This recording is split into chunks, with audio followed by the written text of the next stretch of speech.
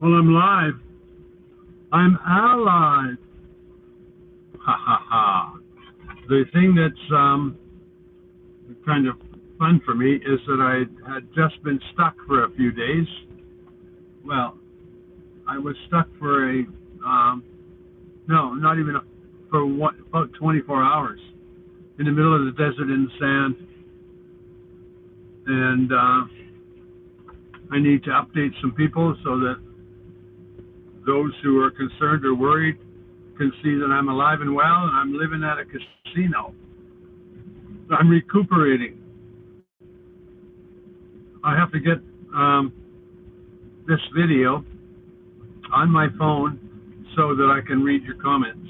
So until then, right now we've got 6 people. That's pretty awesome, and 1 thumbs up.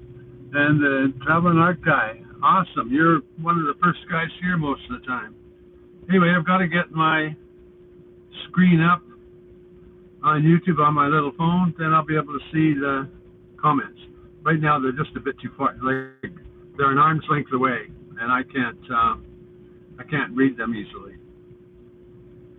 Oh, I've got to connect this to the internet via that phone first.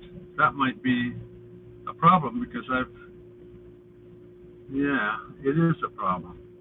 I'm just going to have to go like this when I want to read the comments. I think that's the only thing I can do. There's a lot of flies around here. I got to knock flies off of my truck every once in a while. I better open the other door, and then I get better airflow through here. So, wow, 21 people. Glad you got your bus out. Yeah, I wanted to talk to everybody about that because it's kind of comical and kind of interesting. I drove down I just was almost at the RTR, and I've made a video about how to get there.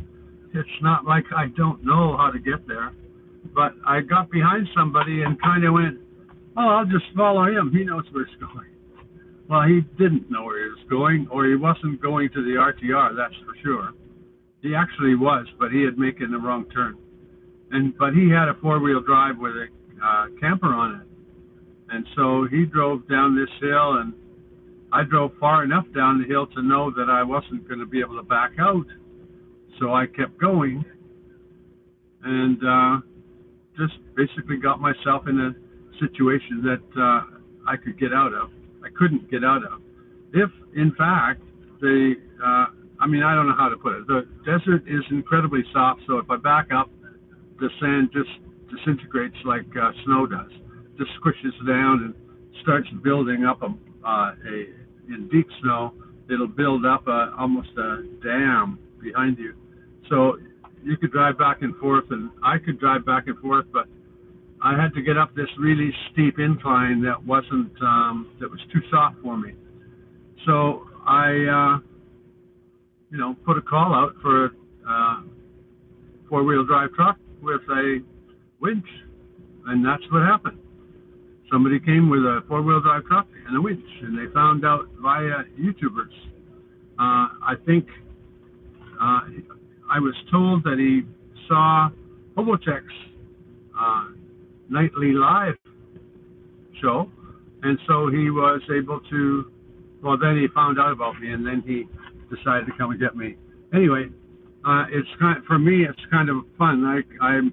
I actually like to test these things a little bit, and so I don't put a lot of effort into getting out during the day. But what I did do, when I did get stuck, a woman came down, and I spent about an hour getting her unstuck.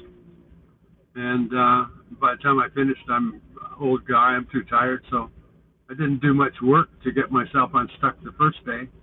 And then just before it got dark, a younger girl came down and ended up getting stuck, and so she and I camped in that spot. And then I spent most of my morning getting that girl unstuck, and then then I just sat around till my knight in shining armor arrived with a white pickup truck and a super setup, and knew what he was doing. Just walked right over and took basically take charge. It's his truck. It's his equipment. He knows what he's doing. So glad you. Oh, okay. Glad your bus is okay. Yeah, everything's good.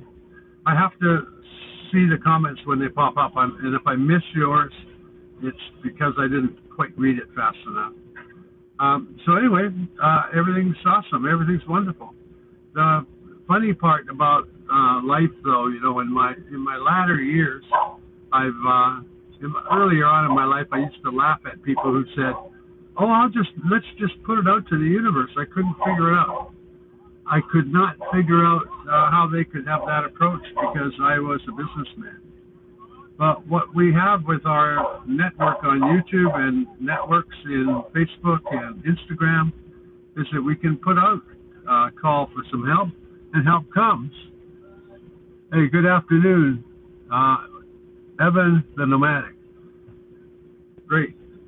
Somebody gave me I don't know if I can find, oh yeah, I can scroll down. That's Grumpy Old Man. Thanks a lot. That's for a shovel and pail.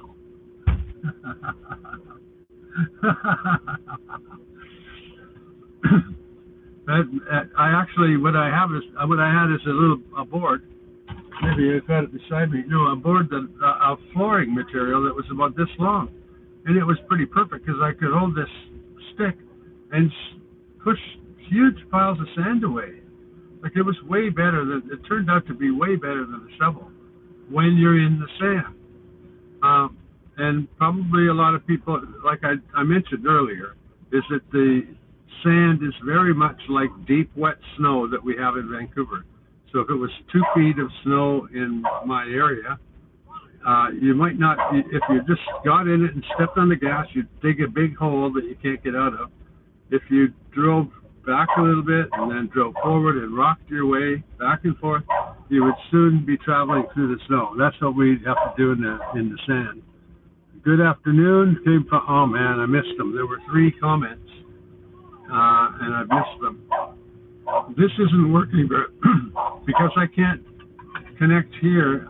I can't connect here because I can't get it connected to the internet because it connects through this phone, and I can't make any adjustment to this phone in order to connect this phone, because if I adjust this phone, then my live will go away.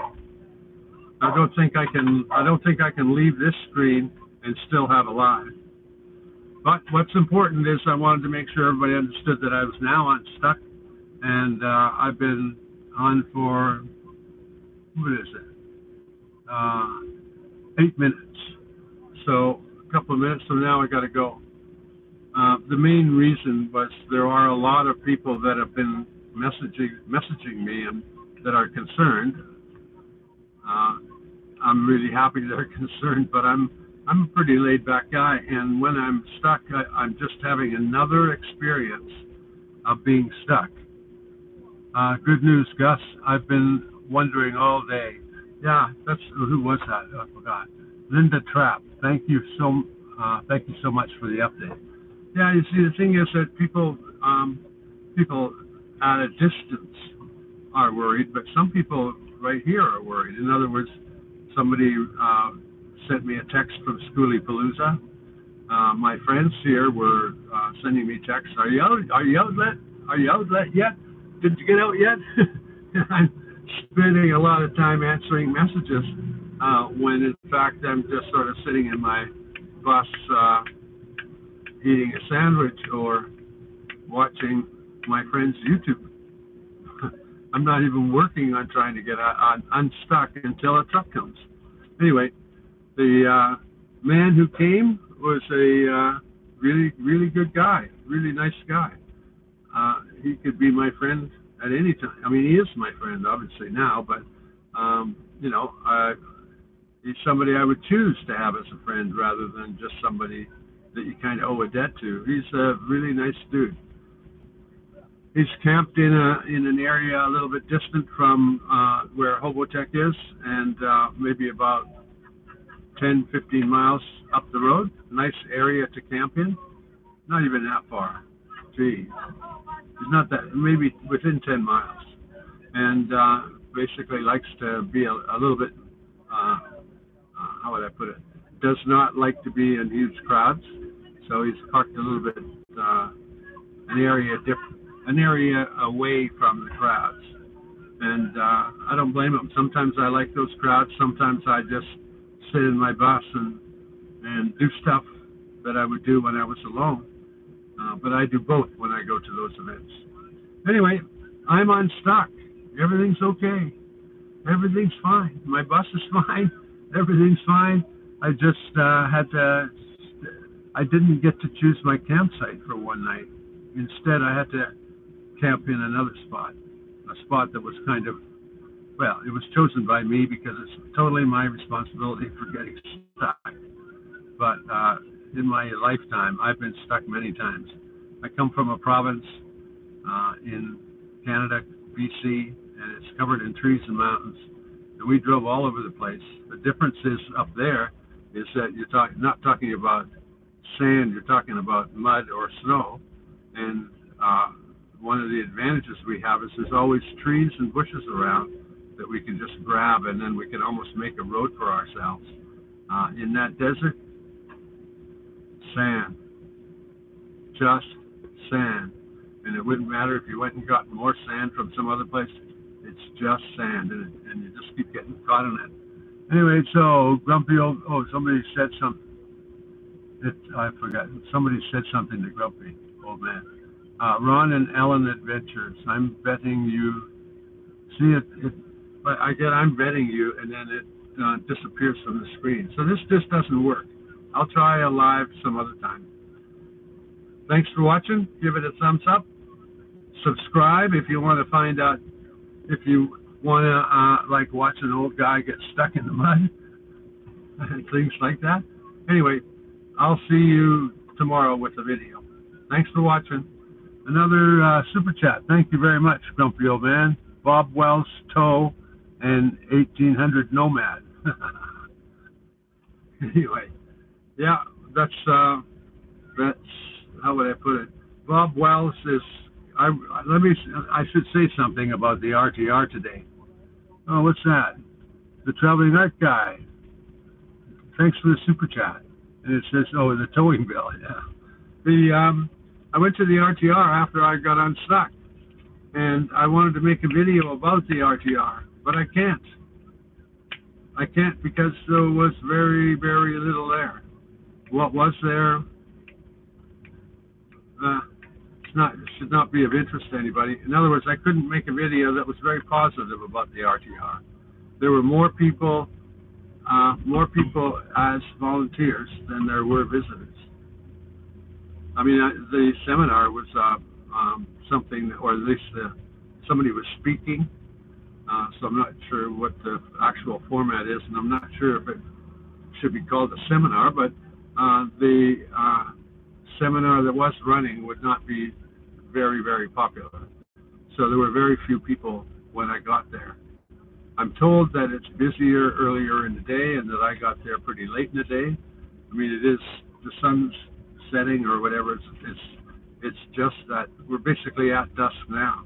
And anyway, the RTR, if you're planning to go because there's something exciting, hoping to find something exciting there, you probably won't be very excited. It's just not that much there. Simple as that. I talked to people in the media. I've got the burps. I talked to people in the media tent and a couple of other booths, but mostly there wasn't that much. It's a huge fairground for the number of people that are there, and that might be one of the reasons I get that sort of impression. Either that, or I got there near the end, and so everybody who was there disappeared. But I bet there wasn't 100 people, maybe about 100 people. That's a sort of a fair, how would I put it? A fair guess. There would probably have been 100 volunteers, or that's all. It's a very small number of people spread over a large area, and therefore it looked very sparse. But then I come from a big city, so maybe I've got higher expectations. Anyway, good night, guys. This has gone on long enough. We need thumbs up, and I hopefully would get a subscriber or two if somebody wants to find out what my videos are like on the daily basis. Anyway, good night, guys. I'm gonna, and don't think that I am suffering in any way. I'm camped at what's it called? I'm camped at a casino in Parker. Maybe I can turn this around, show you what it's at, and then I'll just shut it off. So have a good night. So way down there is a casino. Damn it, this is not, I'm going to take it right off. It's mounting, and then I can just hold it in my hand and turn it around. So down here is I'm plugged in. Down there is a casino, and that's where I'm camped. So when I wake up in the morning, I'll be able to go and have a coffee, get my Starbucks. In fact, now that I mention it, I'm going to go and get my Starbucks right now. Bye-bye. Have a good night.